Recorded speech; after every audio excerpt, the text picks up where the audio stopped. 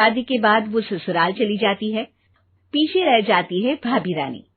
सिद्धि के ससुराल जाते ही भाभी कहती है, अरे वाह जी वाह, सारे कपड़े मेरे।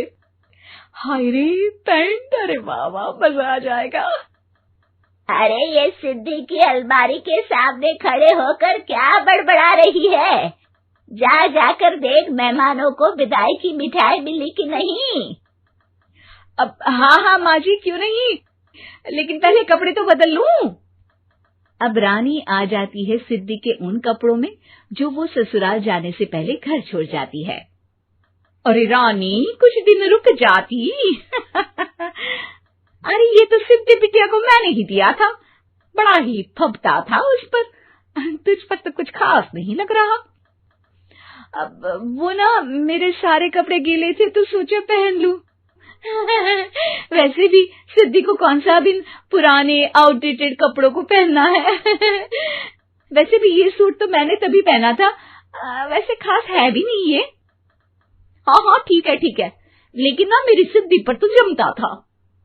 सारे मेहमान चले जाते हैं और सिद्धि ससुराल से मायके पहली बार आती है। अपना घर, अपना कमरा, अपनी अलमारी। ये बोलकर जैसे ही सिद्धि अलमारी खोलती है तो सामने उसके कपड़ों की जगह कुछ और ही रखा होता है।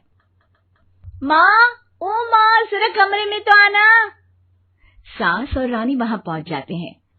रानी ने पहनी होती है सिद्धि की जींस और टी शर्ट।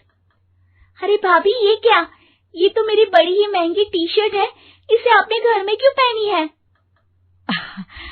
अरे बहुत मिलती है दीदी ये चौक की मार्केट में, 150 में।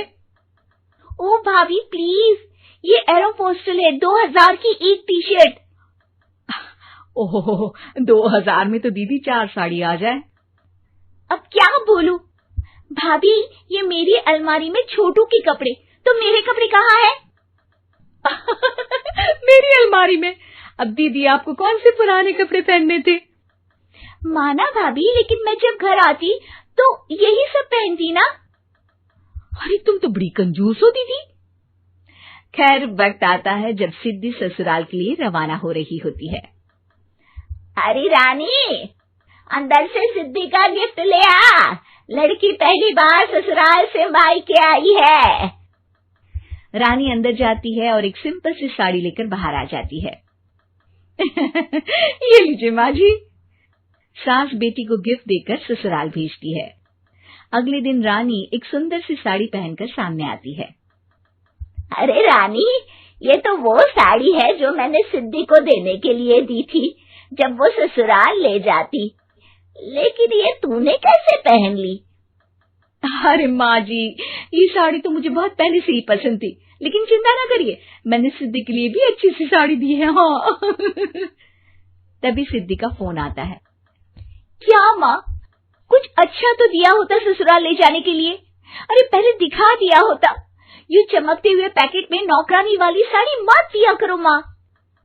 अरे बेटे, वो तेरी भाभी ने ना गलती से उससे पैकेट बदल गया। हाँ, मैं कल ही तेरे भाई के हाथ से तेरा वाला पैकेट भेज दूंगी।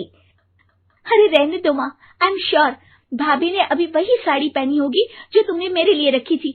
तुम तो समझ नहीं पाई उनको। खैर छोड़ो, मैं ज्यादा बोलती अच्छी नहीं लगती, रहने दो, आपको उन्हीं के साथ रहना है, फिर बात करेंगे। सास को रानी पर गुस्सा आ जाता है। वो उसके कमरे में जाती है जहाँ वो शादी का एल्बम देख रही होती है। रानी, मार्केट जाकर एक ऐसी ही साड़ी लेकर आ, कल प्रतीक जाकर सिद्धि के घर दे आएगा। अरे क्यों माँ जी, कितनी साड़ी देनी है दीदी को? यहाँ कोई सेल लगी है क्या? अरे चुप कर, मेरे बेटी के हिस्से की साड़ी खुद पहन ली, अब ज्यादा ज्ञान बांट रही है।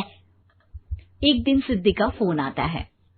माँ, मेरी सास ने आप सबको खाने पर बुलाया है। सारे लोग सिद्धि के ससुराल पहुँचते हैं।